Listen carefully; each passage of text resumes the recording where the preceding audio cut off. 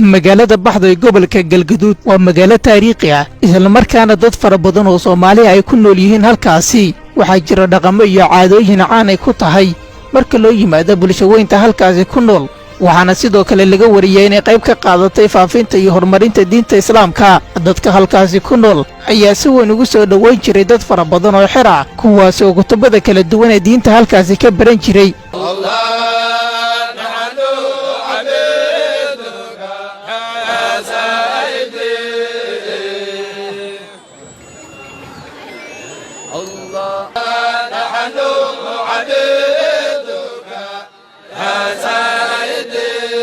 Baxdo Wallaas hadda waxa ay sameynaysaa horumar kala duwan sida ganacsiga, waxbarashada, caafimaadka iyo adeegyada kale. Amniga guud ee magaalada Baxdo ayaa ah mid wanaagsan waxaana iska kaashaday ciidamada booliiska iyo shacabka waana mid keentay in la isku haleyn karo amniga magaaladaasi. waxaana sidoo kale bartamaha magaalada Baxdo marta wadada isku xirta magaalooyinka Hobyo iyo Cadaado marka la joogo gobolka Galgaduud. dadka reer Baxdo meel ay joogaan waxaan uga mahadcelinaynaa sida ay wax u qabsadeen isugu tashadeen runtii deegaan inta ay qabsaday dhul ballaaran oo Galmudug baan soo marnay waa yar waxaan soo aragnay isbitaal si weyn loo diyaariyay iyagu dhisteen cid gacan ka siisay oo aan ahayn community-ga ama jaariyada dawladda hadii ay kaashadeen oo reer Baxdo ayaan aragnay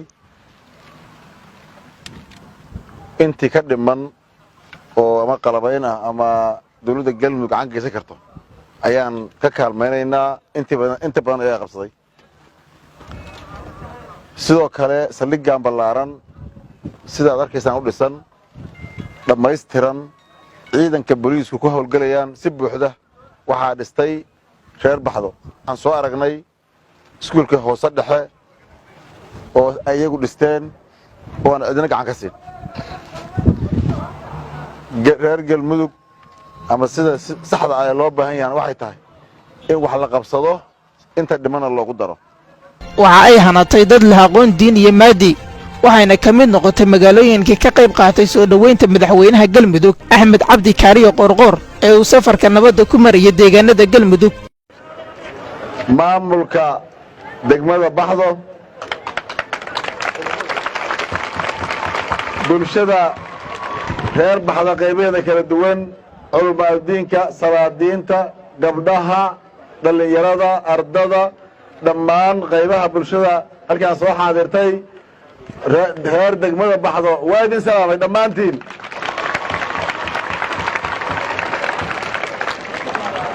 reer degmada Baxdo aad iyo aad baan idinku mahadcelinaynaa sida aad noo soo dhaweyseen ee aadka u qiimaha badan diiran